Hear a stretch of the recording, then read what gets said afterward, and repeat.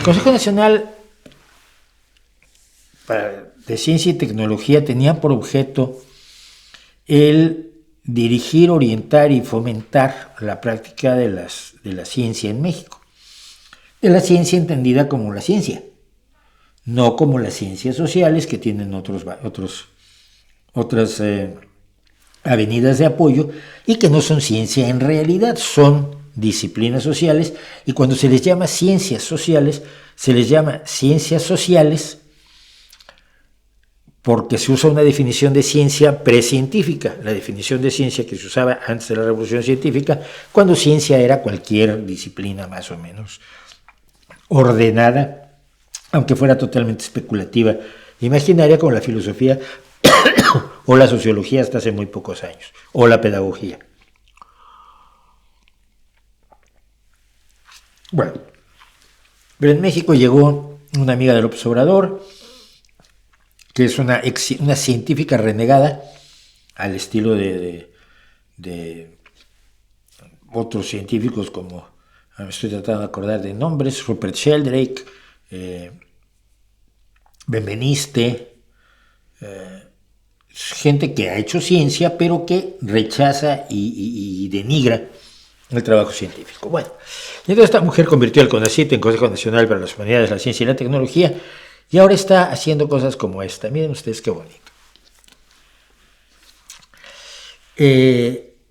Miércoles 3 de abril al 8 de mayo, de 4 a 5 y media de la tarde en México, puedes llevar a niños o niñas, niños o adolescentes o adolescentas, o conoces a una persona o persona menor de 18 años y mayor de 8, el Consejo Nacional de Humanidades, Ciencias y Tecnologías y la Conseja Nacional de Humanidades, Ciencias y Tecnologías invita al taller abierto de Calán Hilos de Calma.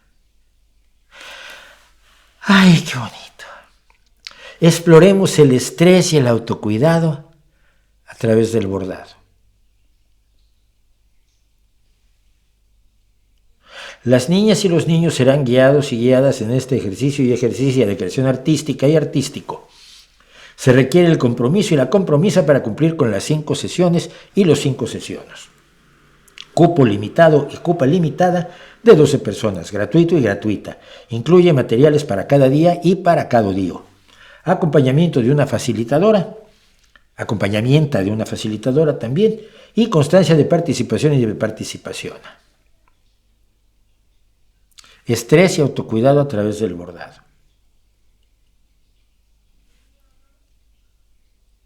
El Calán era una cosa que se hacía de dibujitos con polvo de colores en la India. No tiene nada que ver con esto, pero suena guay, ¿no?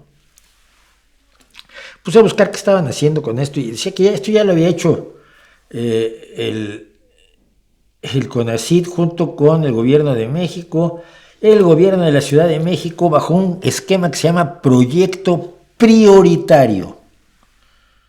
Mejorar la situación del campo en México. ¡No, hombre!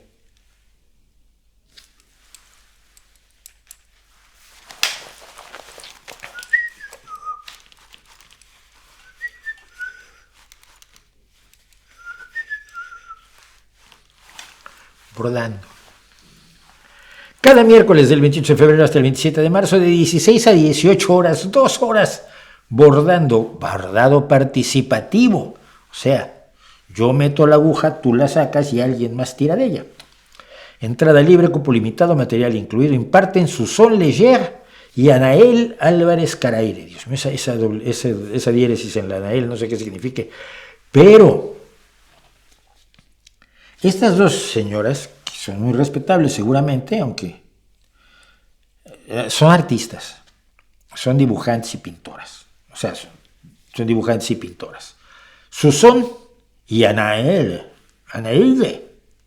¿Cómo se pronunciará la E con diéresis? Y Anael.